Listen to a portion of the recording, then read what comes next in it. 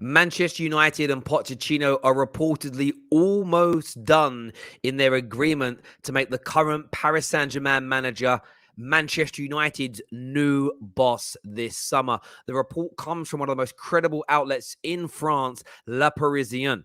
We're going to delve into that in more detail on this show. We're also going to give you a major update also coming from the continent and coming out of Italy this evening in relation to Juve reportedly pulling out of a move this January for Dusan Vlahovic not being able to match Arsenal's wage offer of £160,000 a week. And some reports coming out of Spain this afternoon that Anthony Martial to Sevilla is off. They are not willing to pay his current wages.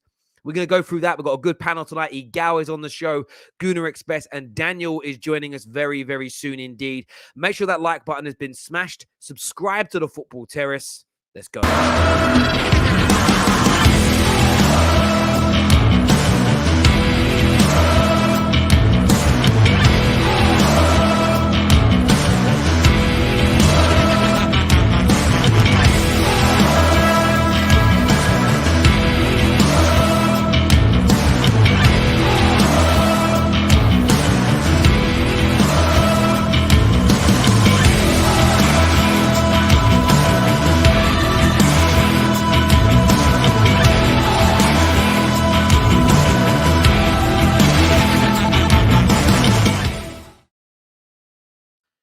Evening, gentlemen. How are you all doing? I'm doing well, Terry. What about yourself? I'm very, very good. I'm very, very good indeed. Enjoying the FA Cup so far. The transfer news is picking up pace as well. So two of my most favorite things. Gunnar Express, how you doing, brother? You're on mute. You're on mute. There you go. Oh, hang on. I muted you again. There you go. I'm doing good. How are you? Can't complain. Cannot complain. Have you watched much of the FA Cup at all or not so much yet? I watched the Newcastle game. Trippier, great debut, welcome to Newcastle. But I haven't watched many of the others, but obviously waiting for the Arsenal game tomorrow. So yeah, interesting to see what we can do. Man City was good. Are you hoping Arsenal play a nice strong team tomorrow? Not really. Now the Liverpool game's moved, I'm hoping for a rotated team so we can get ready for that and then the Spurs game. So I want to see the kids go out and play, but when I see the kids, I still want to see Saka, Martinelli, and Smith Rowe get to play in this game, and then bury the game early, and then sub them off after. Hear you on that. Look, and we'll start with Arsenal as well. We are, of course, ladies and gentlemen, going to be talking Poch. We're going to be talking Anthony Martial on this show, but I want to start with some of the big news today that's really picking up pace in terms of the Arsenal camp, and that is Dusan Vlahovic. His links to Arsenal. There is a confidence growing. Ornstein has said that they're leading the way. The first journalist to really pick up on this was Dean Jones, who 3 days ago, nearly 4 days ago now, came out and was basically said, and I'm paraphrasing here, I don't remember his quote word for word, but Arsenal Football Club are willing to pay a premium, break the bank to bring him in. Like, from your point of view, Agal, how excited are you about the potential of the deal? But when you look at him as a player, do you feel that he's exactly what Arsenal need? This is my take on it. I prefer Alexander Isak, but I can clearly see that the club prefer Dusan Vlahovic. So at the end of the day, I need a striker. And in order for us to get a striker in January, that will help secure our top four hopes and help us be in Champions League football next year so we can strengthen the team long term.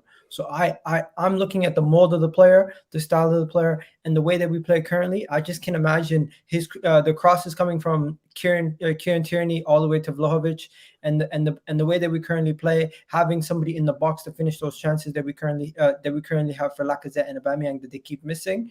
He definitely does look like the type of molded player that I want. But of course, I would prefer somebody who's a little bit more of a playmaker.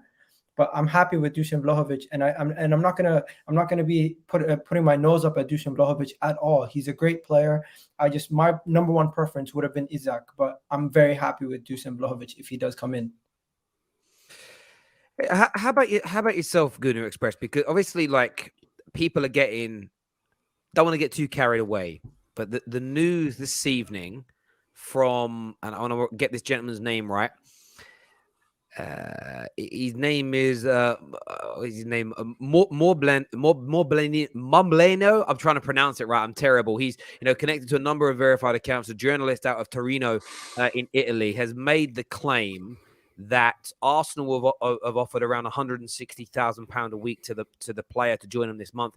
Juve reportedly have said they can't match that offer, so they may look to pull away.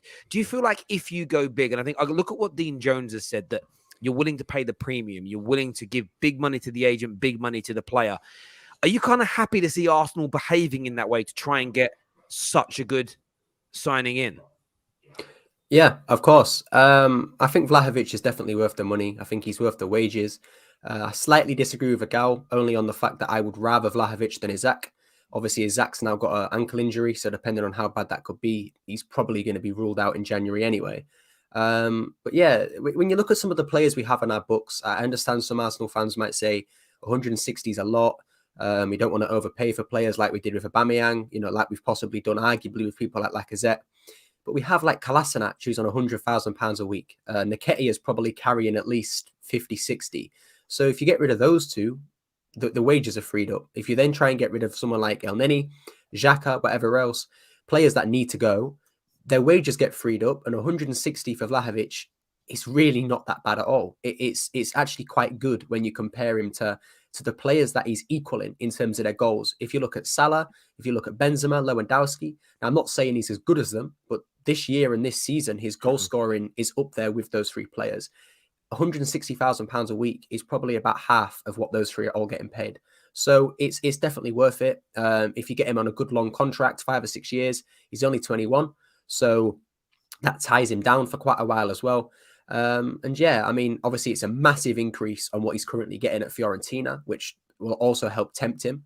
And the simple reason for why Juventus can't pay it, let's be honest, is they've got way too many like deadwood players on high wages. Ramsey on 300, Rabiot I still think's on about 200, 300. So their club did what Arsenal were doing 3, 4, 5 years ago, and that's overpaying for players that aren't good enough, for players that came on a free deal, for players that were hyped up more than they actually, are good when you compare them to the hype.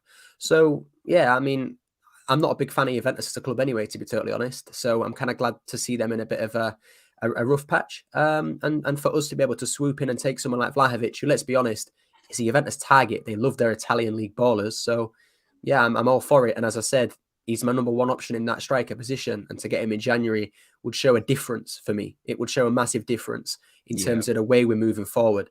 At least under Arteta, or maybe even possibly under the Cronkies. Obviously, I'm not going to start backing them, but it shows a change, and that's what matters. 100%. Yeah, and I think what's interesting to look at is this, that he's on about £25,000 a week now for Fiorentina. I keep saying it wrong. I always say Florentina. I don't even know why, and now I know it's wrong. I keep saying it. Fiorentina, right? He's on about £25,000 a week. Arsenal's offer is massive. I think what I've seen a few journalists now start to push this agent thing as well. I think Arsenal are making a great beeline by speaking to the agent and essentially saying, we'll pay you a lot of money. One person I spoke to said that they'd go as high as between 15 and 18 million pound. I think that's a bit of a stretch. I think it'll be somewhere north of 10 million, lower than 15 though. And that's also a way. Like at the end of the day, if you think about Lukaku, if you think about the Pogbas, the Haalands, they are led by their agents slightly as well. They won't go to a club that they have no desire to. And I remember calling back out 23rd of December, did a stream on it, did some tweets on it. This notion that he was ignoring phone calls from Arsenal. I said at the time I didn't believe that an agent would ignore the phone calls from one of the biggest, most historic and prestigious clubs in the world. Like, ignore them. Why would you damage that relationship with the club? What you would do is you'd answer the phone. If Vlahovic doesn't want to go there, you'd say, look, we really appreciate it, but he has no desire to be part of your club. That's what he would have done. They wouldn't just not answer the phone. It never made any sense to me whatsoever. It was crazy. So we knew that there was always that the player looked at Arsenal and thought, okay, it's not my number one, maybe not even my number 2 or 3 option, but it's a club that I want to look at. Where Arsenal might find themselves in a really good position here is to be able to turn around and benefit. Man City now are looking at Haaland as their number 1. By Barcelona, Haaland's their number 1 target. Their number 2 target isn't even a striker. It's Bruno Fernandes, according to a number of reports out of Spain. Wow. So Spurs were a big place with the Antonio Conte pool that were looking at him. But if City don't want Harry Kane anymore, they're keeping Kane. They're not going to go and spend the money on Vlahovic. So suddenly you've had three competitors wiped out, absolutely wiped out. You then have the situation with Juventus. Can they actually afford him in this moment in time? And if Arsenal show enough love, enough attention, there is this distinct possibility that they could kind of pull it off. And I'm seeing a lot of people in the comments that are speaking about, no way Arsenal do it. You're deluded if you think you can. No Arsenal fan that I've seen or the football club, no one's saying this is a done deal. It's going to get over the line. But as it stands right now, it's quite positive. And I think back to the two signings in the summer you were heavily looking at, the James Maddisons and the Lautaro Martinez's. I felt you didn't quite go hard enough. I still feel you should have put a little bit more money into one of those two individuals, additional to what you've already bought, by the way. Like, you can even get to a point with Arsenal with what you're now looking to spend on him. You could have done something in the summer. What you're about to spend on Dusan, you could have bought one of those guys in maybe, and you are doing it now. It's better late than never, and I think it's really good from Arsenal to show the ambition, to be willing to spend the money, but not 300 grand a week on a player in the twilight of his career. It's spending big money, big transfer fees on someone that, even if in 4 or 5 years' time, Arsenal haven't reached their heights, but he's killing it, you are going to recoup a lot of money. You sell on values there, and you can reinvest again. It's a double-edged sword for Arsenal. I want to get on this. I feel like a lot of it is old banter, dead banter. Like, let's be honest, Arsenal Football Club still has the clout to go get any player in world football if they're not being touted by a bigger club or a better club at that moment than us. Realistically, if we're going up against Real Madrid, we know what's going to happen. He's probably going to go to Real Madrid. But if we're going up against Napoli's and Juventus, who currently don't have the finances to get the player, and Arsenal come in and they pay him what they want to pay him and they give him what they want to give him, he's probably going to choose our project. And this whole thing about he doesn't want to come to Arsenal, I always felt like it was the agent doing what he was doing. And everyone now is finally saying the truth, that it was just the agent. Obviously, he's not going to spite his face, because if he has other players in the future that are going to come to Arsenal, it's going to ruin it. He's going to ruin the relationship with that agent. He doesn't want to do that. Absolutely. And the last thing is, if we do get him, a lot of rivals are going to be looking at Arsenal saying, you know what, we're doing some serious business, because this could solidify our top 4 hopes if he comes in January. And what we're missing is a striker. And what's interesting, look, Fabrizio has said, and I don't know when he said this, some people are sending me links, he's turned around and said the problem is with the player. It's the same situation, I am told. That's why it's not in advanced stages or close to being complete. And that's great. No one is saying... Advanced stages and advanced talks are two very different things. And I think semantics always come into play here. The conversations that Arsenal are having are advanced in the sense of they are talking about intricate detail and trying to get the deal done. The situation isn't advanced because the player hasn't committed to anywhere. He says from the agent side, they are not open to talks with Arsenal or a move to Arsenal in January. Now, that's what he's being told. And I still think there's an element here of trying to get more money out of clubs. I still think there's an element here from the agent to try and maybe drum up some business from the clubs who were maybe a bigger priority to the player than Arsenal. But I'm not even going to sound disrespectful to Fabrizio. Anyone saying Fabrizio said that, it's dead. I'm just going to say one word: Lukaku. Every single time he was on a stream or on a show and somebody said, will Lukaku leave Inter Milan? He was like, no, impossible, can't happen. The club won't allow it to. Nothing is a foregone conclusion in the transfer market. If Arsenal make this mammoth offer, if they do this, I still think there's a distinct possibility. But as we've said all along, it's still hard to get done. We'll see what Arsenal do. And do you know, if they don't pull it off, but they've put their money where their mouth is and they made the offers, I still think Arsenal fans should be proud of that. They're trying to get this done. You then know in the summer, you're going to go again. It may not be for him. It could be for somebody else. But I think overall, it's a really positive thing for Arsenal in terms of what they're doing. Facts. I do.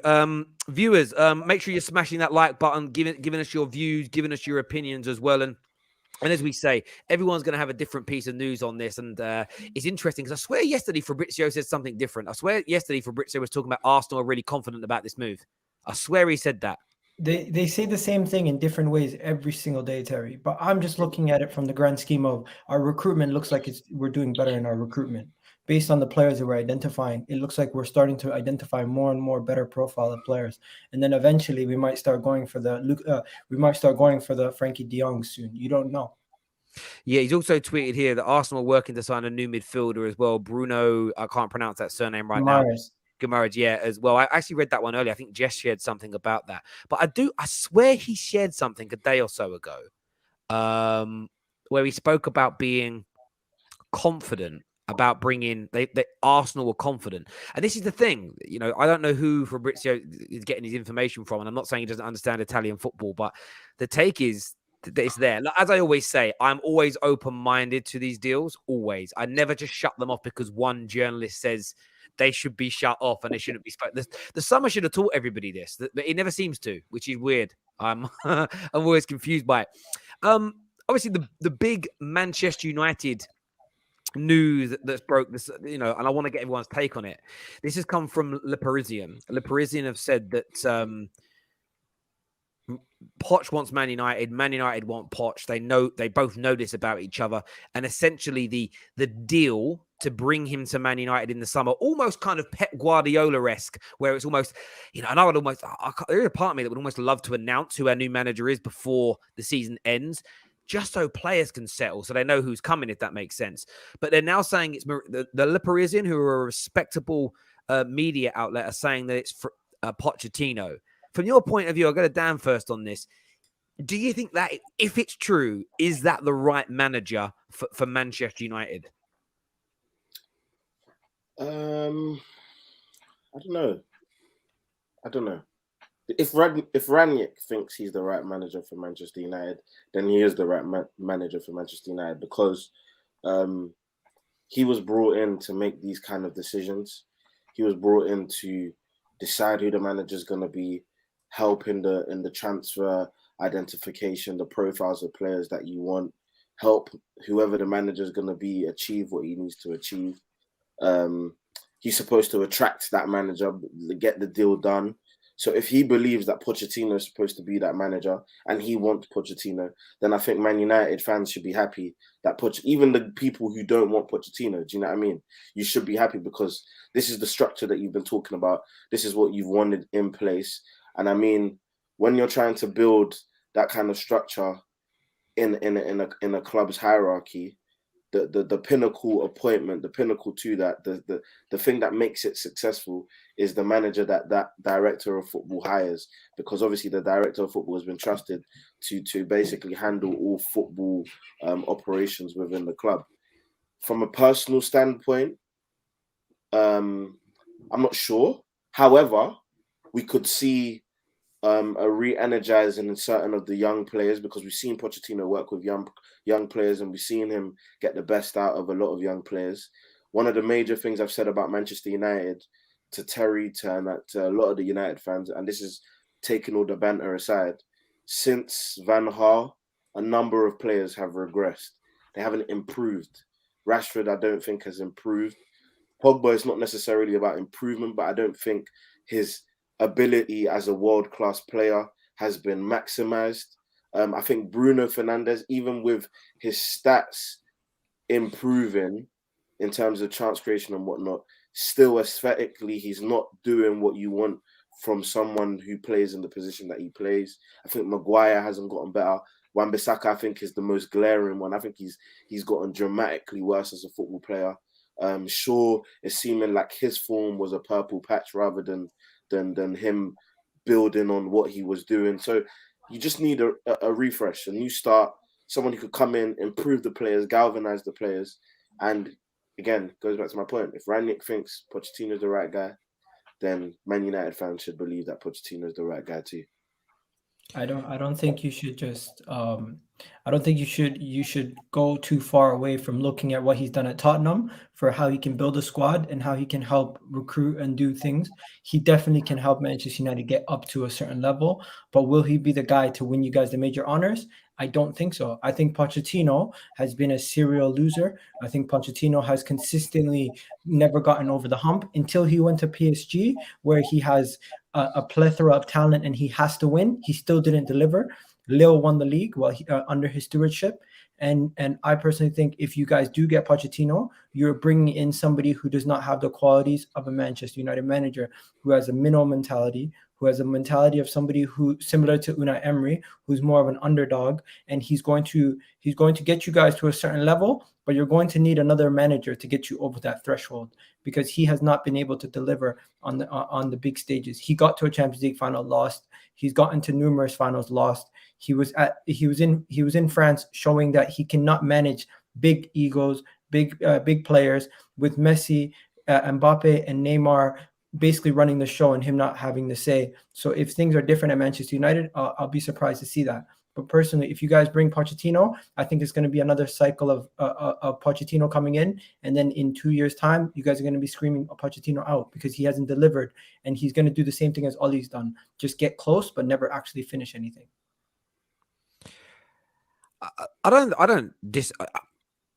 I'm not sold on any manager, not because of the manager, because I don't trust this club to actually allow them to cook for long enough, irrespective of who they are. Ten Hag's my personal number one right now with who's available, what's realistic. Idealistically, if I could get anyone I want, I'd just go and get Pep, but that isn't going to happen. So there's no point thinking about him. I do agree with everything you guys have said about in terms of building a squad, developing young players. I was so intrigued to see what he could get out of Greenwood. I'd love to see what he could.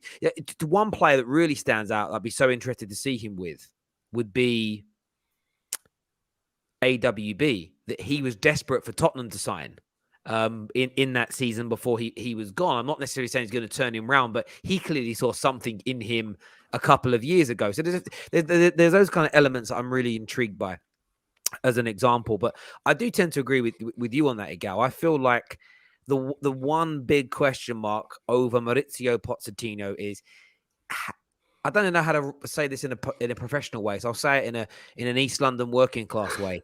Has he got the bollocks? Has he got the bollocks to get Man United over the line in these big games? I don't know. He's got that Tinker Taylor thing about him where he'll get into a crunch game and do something weird.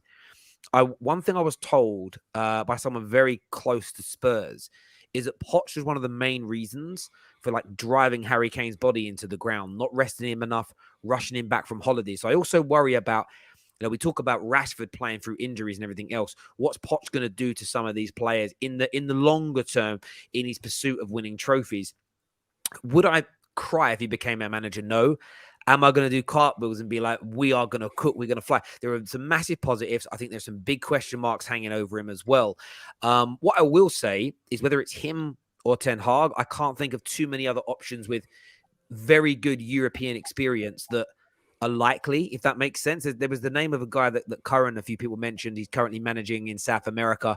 I don't remember his name. Gallardo. Yeah. You don't want him. I'm saying I don't want someone who's not managed in Europe yet. Like, exactly. Man's got to change continents, got used to a new country, the pressures. It's for me, that's too much of a gamble. It needs to be someone that's at least understood. He's played Champions League football to a good degree. Both, Ten Hag's done amazingly well with Ajax in that regard. We know about his style of football. There is still an element with Ten Hag of how would he actually handle the pressure of Man United? How would he handle bad owners? How will he handle our fans who are the most toxic people in the world? And, who, it's. On, but I think that's a huge issue though, because you now said how would he handle bad owners, or how would he handle maybe things not going his way. We've now you've obviously not done it on purpose, and you probably recognize this, but we've now made that into a skill set. Managers shouldn't have to work under bad conditions. They shouldn't. They should never. Fair enough, yes, they might know what they're getting into. But that is then up to the manager to then make the decision on whether or not they want to go into that job and go into that role and whatnot. Like, for example, I look at a guy like Ten Hag now and look at him. Ajax is one of the best run clubs in the world. He probably has a major say in what goes on in the club with Edwin van der Sar. He probably is friends with all the guys on the top. He's probably boys with the owner. He could probably call him and literally say, yeah, how you doing? How's your day? Kind of thing. You then literally go to Man United, where he probably will never come in contact with Joe Glazer. Probably never, ever. He probably will not have as much say in transfers and whatnot, in the players he wants. Sometimes he might have to have a player that he might not necessarily want, and he has to integrate. So there's these things where I just think that, why are we making it a thing where having bad owners for a manager to come in is acceptable? Like, it's actually not. Imagine going to work and they're like, you worked in the bank before. Imagine they're like, cool, we want to offer you this job, but just a disclaimer, or you have the evidence there, you've seen it. It's incompetent. They don't pay your salary on time. They tell you that if you come late, they dock you, even after the fact that they don't even pay your salary on time. You can't get your holiday. You get 15 days holiday instead of 25, like something like that. Like, it's not good. Daniel, it's a great example. This is what it comes down to for me. If you're going to get a manager, he has to be able to play in an endearing style to the club. And I think Manchester United don't want to go back to a defensive manager. Manchester United don't want to go back to a manager that they don't know what they're going to get. Pochettino is probably the safest bet for them for the short term, because they need to do an overhaul. Will he win them trophies? Probably not. Ten Hag is the glamour signing because of what he's been able to do with Ajax and the rebuild he's been able to do with Ajax. But can your structure be similar enough to Ajax where he'll succeed? Because we've seen Pochettino succeed under bad ownership. Have we seen Ten Hag do that? Probably not. So how will he deal with that? That's a whole different element. But that we have to talk about. Gal, you say that Poch needs to come in and like you said, change the squad. He needs to do an overhaul. Doesn't that then mean that Ollie's 3 years is pointless? Because his job was to come in, do a squad overhaul, bring in some better players, which he did. You know, he brought in Bruno, who I still don't think is as good as certain United fans make out, but he's definitely an upgrade on what they had in the past. He brought back Ronaldo, and even though I think come here and lie about me, massive. I think Ronaldo massively hinders United in many different ways, but it's Ronaldo. He's brought in players that have improved the squad, but Poch doing a squad overhaul, which is what he'll want to do, makes Ollie's 3 years useless. It makes that 3 years of pain for however many United fans still think that there was that pain. Let me rebuttal. It makes it pointless. But I just want to say on Poch as well, I completely agree with Agal. I think he's a serial bottler. I don't think he has the cojones, as Troy Deeney would say. He is a bottler. He is Spurs through and through. That guy went to Paris Saint-Germain with one of the best, most expensive squads in the world and could not beat Lille. And all respect to Lille, that squad should not have beaten that PSG squad. And it's the same way that Emery lost that title as well. He is similar to Emery, just about the trophies. He's a guy that likes to play the underdog card. He likes to go under the radar, get a couple of wins, get excited, get hyped, get gassed, and then flop. You look at that Tottenham team that he built, he gets a lot of credit for his squad building abilities. How many of those players are still at Tottenham now? And out of those players, who's won a trophy? None of them. There's been 3 managers now since he's been there. None of them have won a trophy. The ones that have left, such as Juan Foyth, whatever else. So it proves that his squad building really isn't actually that good because they haven't won trophies. They haven't improved. But the reason why I think this is because the squad hasn't improved. They went from top 4 to 7th. And obviously that might be credited to Poch, in which case, cool. But the guy didn't win anything. He still hasn't won much at PSG, and his squad that he built hasn't won anything either. So, I agree with the Harry Kane comment that he is a big part of Harry Kane's injury problems, because before Poch, Harry Kane wasn't injury prone at all. He didn't have the reoccurring ankle problems or anything. But Poch comes in, he does those things, cuts his holidays short, whatever else, which he did because there's lots of articles about that. And in doing so, Harry Kane has now become a glass cannon in a sense that he gets injured quickly and will get an injury every year. But obviously, he's still a very elite player. So it's a risk. And if I was a United fan, I agree with Terry. I'd much rather have Ten Hag. I'd take the risk on a guy that's improving. But yeah, go on, bro. My personal opinion, look, the reason why I disagree with that, look, I think it's very easy for Arsenal fans to say it because Arteta managed to win a trophy in like his first 6 months. So he's always going to have that in his bag.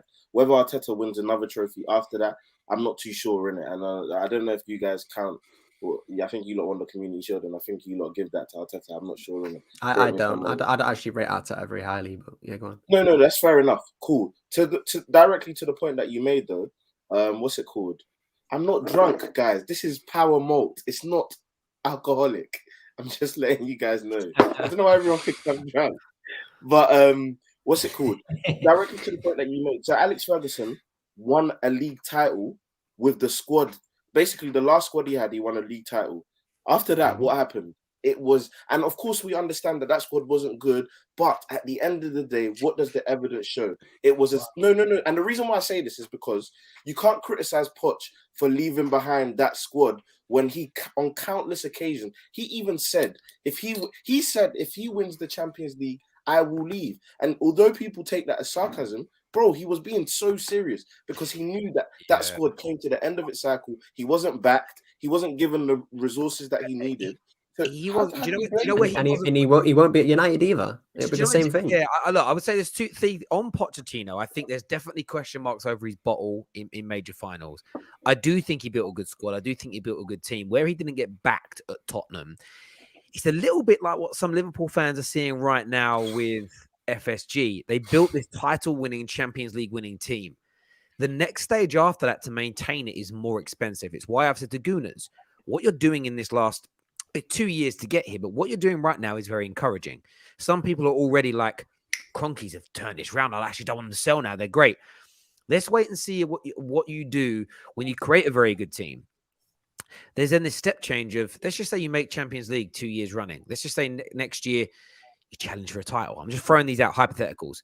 And all the players turn up and say, well, I want title challenging winning money now. You're Arsenal Football Club. And all the players start getting these big pay rises. Or they don't. Or they give the players the pay rises, but stop refreshing the squad because they don't want to spend, burn the candle at both ends, as it were. That's what Liverpool fans are going through. All these big new contracts for their title-winning players have meant a lack of acquisitions to maintain their fight with Man City. And that's what Spurs did to Mauricio Pochettino.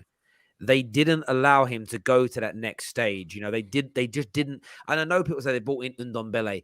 They'd already fallen out with him by then. That relationship turned sour in the last 6 or 7 months of his time at Spurs. He still got them to a Champions League final, but they were never really the same from around the January of that year until he was dismissed. And a lot of that was the relationship. But the one thing that you spot on with, and I would say this to Man United fans, look at the positives over each manager, but don't get carried away with either. Because unless Ralph Rangnick is given complete control, they sign off on what he does, and they don't make the football decisions, or they don't pull the rug from underneath their feet, it isn't going to work anyway. It's almost a bit of one of those arguments around, I don't know, I can't even think of an argument that's pointless. Like, it doesn't matter anyway. It's a little bit like who would win out of a fight between Superman and who else from a different Marvel, from the Marvel franchise, Thor. It's a bit like, it's fun, but it's never going to happen. You can't prove it. It's just a pointless conversation, really. And that's what's going to happen with this. So I feel like whether it's Poch or Ten Hag, unless the club, and we do need a rebuild, although I don't want us to need to, I pray that they turn this around, these players and whatever else. I don't know if they will. I'm just skeptical that either of them are going to be as successful as we want. The one thing, though, that Igal was spot on about, because they both play more attractive football than what we've seen in the last 4 to 5 years, they'll probably get more time from the fans, because the fans will be like, well, at least I'm enjoying the football. Interestingly, that actually bothers me a little bit more, because I feel like if you're playing really attractive football but you're not winning, there might be an even bigger problem at the club. But yeah, look, it's going to be an interesting one for me. Go on, Igal. The last thing is, the most important thing that Gunnar Express spoke about is Pochettino and the players that he brings in. You're going to be losing Pogba most likely, Cavani, Mata, Lingard, and that's a lot of wages off your books. The players you replace them with, if they end up becoming dead wood in a couple years' time, you're going to be in the same cycle. So you need to make sure this upcoming transfer window, everyone's hearing about Manchester United, everyone's hearing about the players you're linked to, and they're all quality signings. They don't have to be A signings. Sometimes you can get the B and C signings that just become hits. Like, look at Tomiyasu for us. Look at Chelsea and Kovacic. He wasn't an A signing, but he's now looking like a A signing for them when they ended up getting him. Sometimes you just need to get those players. And Manchester United, for too long, their biggest issue has been their recruitment. They've been going for too many A signings. And if you bring in a Ten Hag, I feel like he'll be able to recruit those kind of players more, where Pochettino, I don't know what he's going to do in that situation.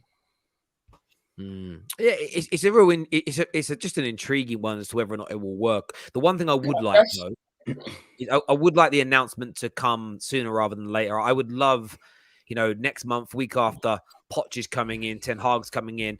Ten Hag's is probably easier because Ajax kind of know he's leaving at the end of the season. So there's almost it wouldn't destabilize their season because they know he's going anyway. Where for Poch, it could mess up PSG a little bit if he was. It might actually boost them. They don't seem to be getting on very well. But I would kind of like whoever it is to come sooner rather than later, because one thing, it would be one less stress for Man United fans, like, who are we going to get?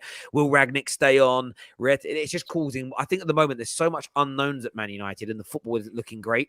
That's where a lot of the kind of anger is. We saw today, Rashford debunks of fake news in the media and gets absolute pelters for it, which I've never seen before. I've never seen someone come out and debunk a media story and get attacked for it. It's crazy. Fred did it, and everyone was like, "Oh, I love you, Fred." Rashford did it, and he's Maximin did it today to Fabrizio Romano. Everyone loved it. Yeah, well, Sir Maximin was a weird one. It was kind of like, I think Sir Maximin was kind of saying, like, I feel like he was saying that Fabrizio's been very like it's probably the most direct I've seen Fabrizio, where he's like, he is not joining Newcastle point blank. I think Sir Maximin was just like, all right, mate, you've told us a few times now, chill out. But yeah, look, it's an interesting one. And I get why people are frustrated with Marcus Rashford, and I get why they're doing it. Some of the replies I've had today have been mad. Some guy just a moment ago messaged me, and this is what he said. He went, I totally get what you're saying, Terry, that sometimes the abuse is a little bit over the top. I think abuse is all. A lot of people like Terry, I don't condone abuse. But I still think he needs to be criticized. Most of the replies are, yeah, but he still needs to be criticized. It's like, yeah, and he is. And he should be. It's why do people always have to conflate criticism and abuse? Like, and some guys are like, oh, I always call out the abuse. I was like, show me the tweets where you're calling out the abuse of Rashford. He ain't come back to me yet. 5 hours. He ain't come back. You don't. What they do is this: when it ain't a player you like and they're getting abused, you just leave it there, innit? You're like, I'm not going to challenge it. I don't condone it, but I'm not going to challenge it and say it's bad. And that's what I'm seeing a lot of. And that's why I worry about whoever comes in, because our fan base is, I tweeted about this 5 weeks ago. I said the Ollie in, Ollie out debate isn't done. And it's still riding on now. I saw Ollie Inners today saying, Ollie wouldn't have done this. He wouldn't have lost the dressing room like that. He should have been kept in. I saw another Ollie Inner say, oh, Nangelsmann's rubbish. If Ollie had the Bayern Munich team, he'd go invincible. You've got this whole, everything going on at Man United right now is still the Ollie in, Ollie out debate. They've just moved on to their next target. And the thing is, the next manager's going to come in and the same thing will persist. If Poch comes in and there's universal agreement like there was with Ralph, oh, good guy. And he's picking McTominay and he's picking Rashford and he picks AWB, they'll turn on him instantly. These fans are so toxic and so desperate to be right in themselves, they don't care about Man United anymore. It's become putrid to sort of sit there and watch it. It's like we all get some things wrong. We all get something. Rashford, and the real biggest focus on Rashford right now is from Marseille FC. Because Marseille FC, I knew what they expected. And I saw it from day. Just go back and look at some of Marseille FC's tweets. As soon as Ollie was gone, they were like, Tony's coming back. We all know, don't we? Yeah. Yeah, he's the most technical. He's the best ability, better than Rashi, better. He's coming back, man. He's coming back in the team. That's what they thought. And because he hasn't, and then he said, well, I want to, and then you're not getting back in the team. I'm going to leave. Cool, you're not in the squad then. It has rattled Marseille FC to a point where they are hunting blood. And Marseille FC look at Rashford as the reason. Marseille FC, they look at Rashford. He is the reason that their favourite player didn't make it to the top. And it isn't Rashford. It's partly Rashford being in front of him, but it's the managers. It's been the coaching. Some of it is Anthony Martial. And you see that in the reasons they give. Martial was destroyed by bad coaches, but yet they just say Rashford's a bad player. And one thing, I was talking to my dad about it today. He went, I don't get the Rashford abuse. I went, why is that? He went, you said this to me, and I had nothing to say back to it. He went, they talk about Rashford's bad form like everybody else at Man United is cooking right now. And I went, what are you saying, Dad? He went, you lot say cooking, don't you? I was like, yeah, cheers, Dad. My 60-year-old dad saying cooking. And he went, but he went, you're acting like, he goes, they're acting like everybody else is performing and Rashford's dropping. He went, every single United player is playing like Rashford. He went, why is Rashford getting the focus? I was like, because he outs Martial. That's what it comes down to. It's the same as Pogba and Bruno. Because people use Bruno as a stick to beat Pogba with, Pogba's fanboys have hated him. That's literally it. It's honestly, I wish Pogba was fit when Bruno first came in, because that would never have happened. That's what I mean by a fan. I've spoken to some people. Oh, it's horrible. It's horrible. I've spoken to some people about Rashford, and they just say that he's frustrating to watch on the pitch in comparison to some other players. that they find more appealing on the eye when they're playing. So Rashford, when things are not going well for him, let's be fair, things are not going well for everybody. But when things are not going well for him, it doesn't look as good. It's the same way how things, when they're not going well for Aaron Wan-Bissaka, you see him tripping over the ball and kicking it into the steps. Yeah, some people look good being bad. Some people just look bad being bad, and I get that. That's where the eye test thing comes down to. I just don't look at football in that way. If somebody isn't delivering, I don't care if they look good failing or look bad failing. I just look at the end result. And do you get where I'm coming from? Like, you can have two salespeople in a team. One talks a bad talk and delivers nothing. One talks a good talk. You think, oh, he'll deliver, and then he doesn't deliver. They're both the same to me. They're both. I would like to see you debate somebody who is like anti-Rashford, because I haven't really seen that since Aaron. And Aaron really didn't make his The thing with it is, there isn't too much to debate on it. Like, for me, it's a case of when it comes, I'm not going to debate somebody's preference because that's a pointless debate. You could be there 5 hours and not come to a conclusion. Some people prefer how Martial plays. Some prefer how Rashford plays. Some think Martial's better. Some think Rashford's better. That's cool. I don't want to debate who they think the better player is. We already know, and you're not going to change their mind. So I'm not arrogant enough to try and change somebody's mind. I'll just present what I think and feel and see. I look at it this way. I'm not in a camp for one or the other. That's the crazy thing. I tweeted today that Rashford's abuse is crazy. The way him and I see Martial and Pogba treated by this fan base is criminal. And they're like, how dare you put those two names with Rashford? Because I see them all get abused. I've seen them all racially abused. I've seen them all sworn at, nasty things said about their families, all sorts. And there'll be different levels to the abuse. I think Pogba's probably had of course, Pogba's religion's been dragged into it, which the other two haven't, which is disgusting. But it's like, I don't like any of it. I defend all of them from abuse. I'll criticize them all for poor performances. I'll praise them all when they're doing well. I'm just a Manchester United fan. My issue is this with Martial FC and Pogba FC. It's not the players. I love them. It's their rationale. And there is no debate. I just want one question answered, and none of them want to answer it. How can you say that the other two have been inconsistent or have regressed because of bad coaching and how the club's run, but not apply that same logic to Rashford? Rashford still may not have reached the levels of those two. Probably wouldn't in your eyes. But clearly he'd be better than he is now. That's the only bit I don't like about it. It's certain players, it's just because they're trash. And they'd be this bad no matter how the club was run, where the other two would be much, much better. But that worries me even more. How can Rashford have similar outputs to a player whose ability is sky high from him? It doesn't make sense. So it's more, I just want to understand people's logic. And equally, don't abuse. If you're against abuse, protect all Man United players, not just ones you like. That's all it really is. So there isn't really. If you're talking about Bruno and Rashford specifically, and their statistics that they put up on the board, that's more or less people saying, "Don't look at the statistics. Look at and watch the game." And Bruno Fernandes does this. Bruno Fernandes does that. Rashford does this. Rashford does that. And again, I've had these conversations before, and when people say they do too much of this, all I want them to see is show me the counterbalance by doing a cross-reference with players in their positions in the Man United team and elsewhere, and then we can check. I've said to quite a few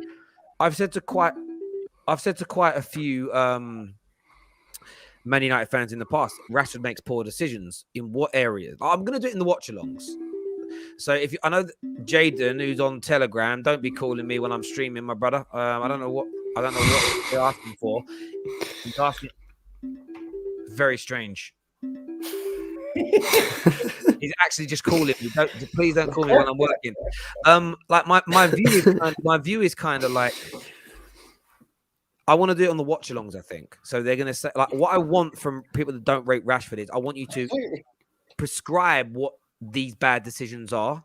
So I want granular detail. So it's dribbling when he should pass, shooting when he should whatever, and what that looks like and what that results in. Because there'll be visual stuff and there'll be outputs next to it.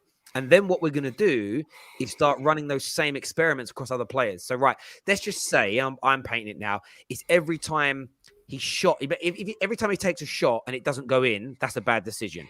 Every time he passes he passes, but he passes it to the wrong player and they define it how, that's a bad decision. Every time he makes a mistake with the ball, like his passes over here, undercooked, we'll put that down as a mistake. Then what we do is you run those same logics on other players and you go, right, Rashford's on average is doing that 9 times a game. You start to do the logic, and you might then turn around and be like, okay, I've done the logic, and actually, you know, this player's doing it the same. This player's doing it 10 times, double the amount. This guy only does it twice in a match. That's how you know. That's the thing with all these claims. Nobody ever comes with any evidence with eye tests. So I'm willing to do the experiment on it and see. I remember doing it with KDB once when everyone said he never loses the ball. And I sat there on a stream 9 minutes in, everyone told me to stop because I kept going, there you go, mistake. Every time they said what Bruno did, I pointed out what he did. I just think we need to do it. And I'm not suggesting... Did you play better football with Rashford out of the team? This is, again, this argument always comes up. Manchester United haven't played good football for 9 years. Like this is why I don't want to focus on Rashford or Martial. People think now I'm saying this because I'm protecting Rashford, and I get their agenda.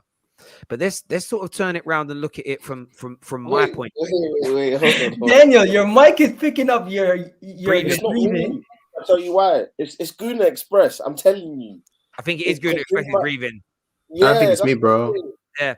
No, but let's just say this quickly because we ain't got long left on the show. But people say I'm just protecting Rashford. Go back and watch my streams for the last 5, 6, 7, 9 years. Go back and watch my streams and fan cams, even with full-time devils from 9 years ago. I've been saying it for a long time. We've got to stop focusing on individuals because if it's the same for every cycle of players, we have new scapegoats. It's just that's what I don't think people understand. I'm telling you, if we change nothing at the club, but we just sack Ollie and get rid of Rashford, nothing changes in the longer term. You know what changes, Terry? People's way of criticizing the team changes. That's all that changes. The person who gets criticized. Yeah. Like it literally exactly. just passes it back to the next person. Exactly. It's and someone in here says excuses, and I don't really know what you mean by that. My view is like it's not about excuses. It's just about fairness. So whatever reason you're giving to certain players regressing, and it's normally like last year, it was how is so-and-so meant to perform with no system, no coaching, bad drills? Yeah. I mean, even with AWB, would he be a better player now if he was coached right and in a system that suited him better? Would he be slightly better in your opinions? Honestly, Terry, I don't think any of these guys are going to look any better until they have a proper system in place to get the best out of them. So yes, then. Yeah. But this is the thing. We don't know the answers to these. But my point is, we'll apply that logic to certain players we like, and we'll exclude players from that logic we dislike. That, in my opinion, in the real world, doesn't make any sense. You can't do that. And that's that. So there isn't a debate to be had. I just want to understand why people do that because they never, no matter what the streams I watch, the tweets I read, no one ever explains that. Josh here says, why would we get a guy who can't manage big egos to bring him into a club that can't manage big egos? Don't want him here in the Prem. I hear you on that. Let's have a look. There's a few more super chats that came through here that I want to go to. Sorry, I haven't scrolled down for ages. Rashford doesn't have the fundamentals, Terry, is what Prince says. And that's absolutely fine to say. And I get where you're coming from. And people don't believe he's having that. What I will say is that there's still something there, though, because in a team with no tactics, a team with a PE teacher coach, as a left inside forward, he was in the top 3 in terms of outputs in the top 4 leagues in Europe 2 years running. So there has to be something there of some level. But I do hear you. Martial has fundamentals, not the mentality. So let's just say Prince is true. Let's just say Prince has got it bang on.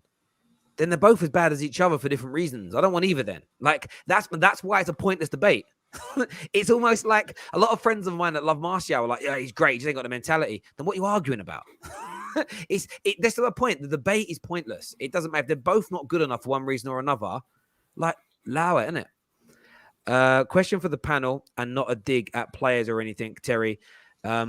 That except Rashford's pace, what does he offer? In my opinion, the teams are handling his pace and neutralizing him.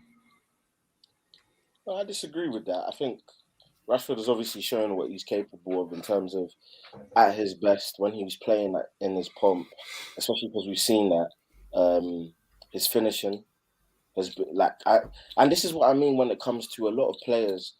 Like, they've suddenly gotten worse at Man United, and I don't understand why. It's been everyone. It's been an added effect on everyone. But to specifically answer the question, I think what the issue has been with Rashford is, like, the only thing I felt he needed to improve on was his decision making. But now, everything's coming down to the level of his decision making. So now he doesn't even use his pace as well as he used to. He doesn't finish as consistently as he used to.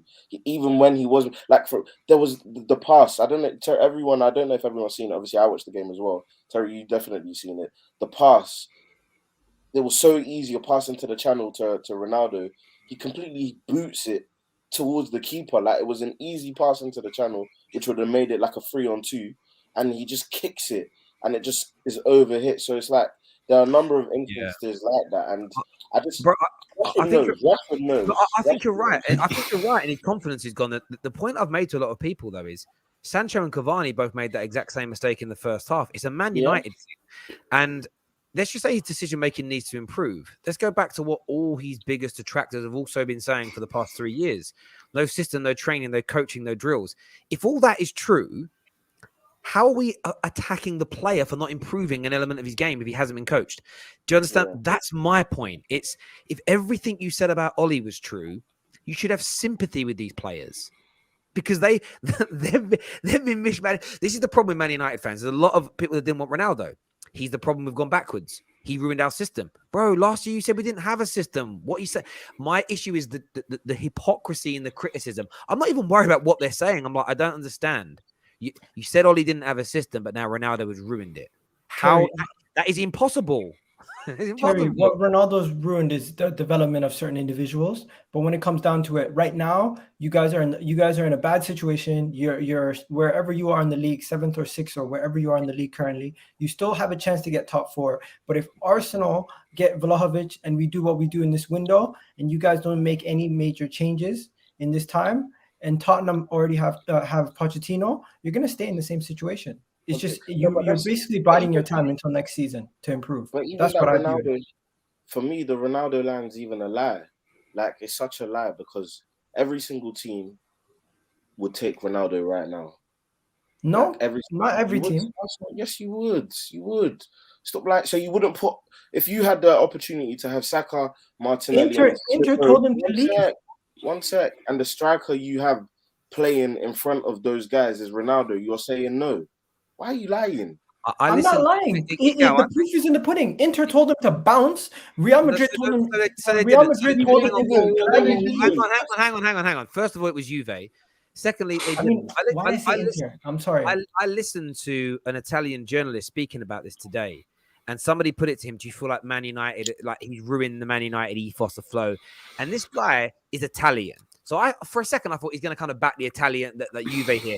And he kind of pulled this, he was like, he was annoyed by the question. And he turned around and went, when he joined you, he goes, first of all, he left Real Madrid for his own reasons. Juve partly wanted rid of him because of the same thing you said about not being able to get Vlahovic because of the money. So that was their reason, not Ronaldo. But Ronaldo was being used as a scapegoat. A lot of people were saying he's the reason that we've gone backwards. And what this journalist said today, and it was a great line, he went, but he's left and Juve are even worse. It's just it's a convenient excuse for failure. It's almost like Sancho and Varane joined at the same time and no one is labeling it on them as an example. For me, I believe he dropped the apple cart. I believe he's annoyed people because he wants high standards. That's not a negative, though. That, for me, shows the reason why we weren't getting over the lines in those games. Would I prefer us to go for Haaland? Would I prefer some other player, midfielder or something? Yeah, of course I would. I don't think it is as simple. I don't think it is as simple as just he has ruined it. But if you didn't want him in the first place, you pull on that because, again, I was right. He was a bad signing for us. Yeah. I think the proof's going to be in the pudding over a few months. Who goes in the summer as an example? What manager comes in? And that's what I think a lot of the Ollie outers who had big player agendas as well are scared of. They're scared of being wrong now on socials. If the player they predicted, he'll come back, he'll ball. If he gets sold or moved on, it's them that are in the mud. That's why I'm really lucky as a Man United fan. As long as we improve as a team, I don't care. If Poch comes in and sells Rashford, my face ain't back. I'll be like, good luck. Who we bringing in to replace him? I support Man United, not individual players. And I care about the way the club is. That's why I focus more on how we're run than I do the individual players. Because until we're run right, and Dan's thing earlier makes sense. If you guys come to work for me at Barclays when I was there, but I didn't train you, didn't teach you how to do everything in the branch, and then you were failing in your performance, would it be fair that in your one-to-ones I was reprimanding you, downgrading you, and not giving you a bonus? But I didn't teach you how to do the things you're failing on. Well, that's Man United, isn't it?